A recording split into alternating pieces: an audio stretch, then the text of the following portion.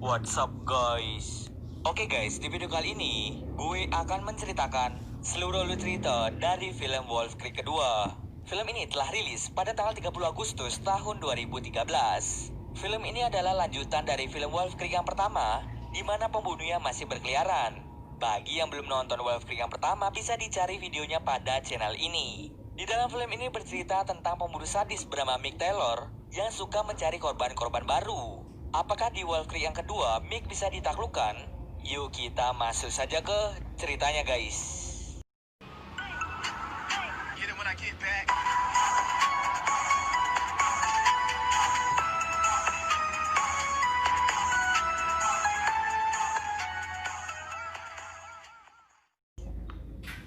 Film ini diawali dengan memperlihatkan dua orang petugas polisi yang sedang standby di pinggir jalan. Tak lama setelah itu terdapat mobil melintas yang hampir melewati batas kecepatan 100 km per jam.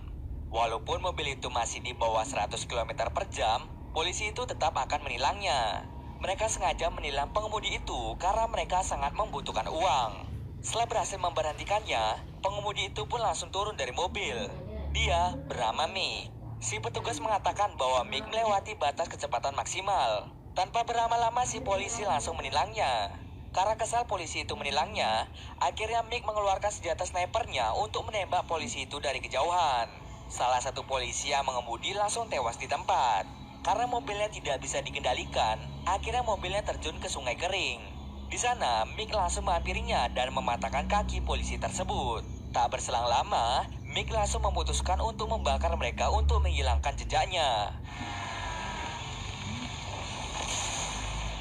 Scene kemudian berpindah pada pasangan muda Jerman bernama Rutger dan Katarina. Mereka menumpang dari satu mobil ke mobil lainnya menuju Wolf Creek. Sesampai di Wolf Creek, mereka melihat pemandangan yang indah. Tak terasa hari pun sebentar lagi menunjukkan malam hari. Mereka pun lalu membuka tenda untuk berkemah di dekat situ. Di tengah malam, Mick secara tidak sengaja melihat cahaya kecil dari kejauhan. Mengetahui hal tersebut, Mick langsung menuju ke cahaya tersebut. Sesampai di sana, Mick bertemu dengan mereka berdua. Rencananya, Mick akan memberikan tumpangan kepada mereka. Tapi Rutger menolak hal tersebut. Karena penolakan itu membuat Mick menjadi marah dan tidak segan-segan langsung menusuk Rutger dari belakang. Sementara si wanita langsung dipaksa untuk melakukan enak-enak dengan Mick. Ia mulai membuka dalaman dari Katarina. Di saat yang sama, Rutger bangkit dan langsung memukul Mick dari belakang. Tapi Rutger dikalahkan dengan sangat mudah. Karena mengganggu aksinya, ia pun langsung membunuhnya di tempat. Karena Mick sudah tidak ingin melakukan itu lagi, akhirnya Katarina dibuat pingsan olehnya. Bangun-bangun, ia melihat Rutger telah dimutilasi oleh Mick. Mengetahui hal itu, Katarina langsung berlari dengan sekuat tenaga. Mick yang mengetahui bahwa dia kabur, akhirnya mulai mengejarnya. Sampai di suatu ketika, Katarina ditemukan oleh seorang turis Inggris bernama Paul. Dengan cepat, Paul langsung membawanya untuk masuk ke dalam mobil. Terjadi aksi kejar-kejaran antara Paul dan juga Mick. Hingga pada akhirnya mereka menabrak pohon. Dengan cepat, Mick langsung mengeluarkan senjatanya dan langsung membunuh Katarina. Mengetahui bahwa Katarina tewas, akhirnya ia berusaha untuk kabur dari Mick. Dengan sangat-sangat menyesal, Paul meninggalkan tubuh Katarina di pasir. Karena Paul berpetualang sangat jauh, ia pun tersesat dan tidak tahu arah. Karena bensin juga sudah mau habis, ia pun menunggu bantuan di pinggir jalan. Tapi ketika melihat mobil besar, Paul langsung sadar bahwa dia adalah Mick si pembunuh Katarina.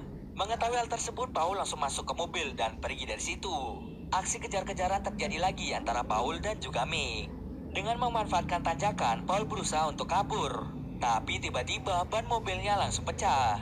Ia pun langsung oleng dan hampir saja masuk ke dalam jurang. Tidak tinggal diam, Mick langsung mendorong mobilnya. Mobil Paul pun langsung jatuh ke dalam jurang. Tidak hanya itu saja, Mick sengaja membiarkan mobil besarnya menghantam mobil milik Paul, berharap Paul akan segera tewas. Tapi nyatanya, Paul berhasil kabur dari tempat tersebut. Karena sudah tidak punya kendaraan lagi, terpaksa Paul berjalan untuk mencari bala bantuan. Berjam-jam ia berjalan hingga akhirnya Paul tidak kuat dan langsung terjatuh. Karena Paul sekilas melihat rumah, ia pun bangkit lagi untuk menuju ke sana. Akhirnya ia pun sampai di tempat itu dengan tubuh yang sudah amat kelelahan. Untung saja, pemilik rumah itu sangat baik dan membiarkan Paul untuk tidur di rumahnya. Paul juga diberikan makan untuk mengisi tenaganya. Tidak hanya itu saja, pemilik rumah menawarkan untuk mengajak Paul ke kota terdekat. Paul pun setuju dengan hal tersebut. Tapi tiba-tiba Mick datang kembali untuk mencari si Paul. Tidak tinggal diam, si pemilik langsung keluar dengan membawa senjata untuk mengusir Mick dari rumahnya. Mick pun berpura-pura untuk pergi dari sana. Ketika si kakek ingin menaruh senjatanya, tiba-tiba Mick langsung menodongkan senjatanya. Seketika dia pun langsung tewas di tempat. Si nenek juga ditembak yang membuatnya tewas seketika. Paul yang mengetahui bahwa tempat ini tidaklah aman langsung memutuskan untuk pergi dari tempat itu. Sementara Mick mulai mengejar Paul dengan menggunakan kuda. Dengan bersusah payah untuk menghindari Mick, akhirnya Paul pun tertangkap dan dibuat pingsan. Bangun-bangun, Paul sudah berada di penjara bawah tanah rumah Mick. Mick sangat marah karena Paul ikut campur dalam urusan Katarina. Oleh karena itu, Paul pun juga terlibat dalam masalah ini. Saat Mick mau menyiksanya, Paul dengan cepat mengajak Mick untuk menyanyikan lagu-lagu dari Australia. Walaupun Paul berasal dari Inggris, tapi ia memahami tentang Australia. Karena kepintarannya, Mick mengajak Paul untuk bermain kuis atau tanya jawab tentang budaya dan sejarah Australia. Di mana jika Paul salah menjawab soal, maka jarinya akan dipotong. Terdapat 10 soal, di mana jika 5 soal berhasil dijawab, maka Paul bisa bebas. Paul berhasil menjawab 2 soal pertama. Ketika soal ketiga berlangsung, Paul menjawabnya dengan sangat benar. Tetapi Mick menganggap jawabannya adalah salah. Hal tersebut membuatnya kehilangan 1 jari. Pertanyaan pun dilontarkan lagi pada Paul. Tapi jawabannya yang seharusnya sudah benar malah disalahkan oleh Mick.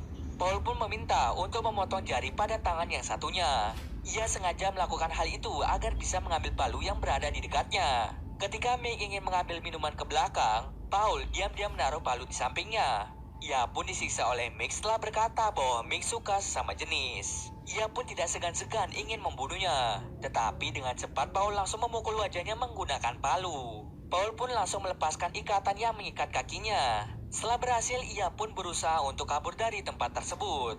Tapi Paul hanya bisa melihat lubang-lubang kecil. Tidak hanya itu, ia juga melihat banyaknya bangkai manusia di tempat itu. Di saat yang sama, Mick melepaskan hewan peliharaannya untuk mengejar si Paul. Tapi untung saja Paul tidak tergigit oleh hewan tersebut. Mengetahui bahwa jalannya tidak memungkinkan, ia pun mencoba untuk bersembunyi. Ia melihat bayangan dan mengira itu adalah Mick. Ketika sosok itu mendekat, ternyata itu bukanlah Mick, melainkan orang lain.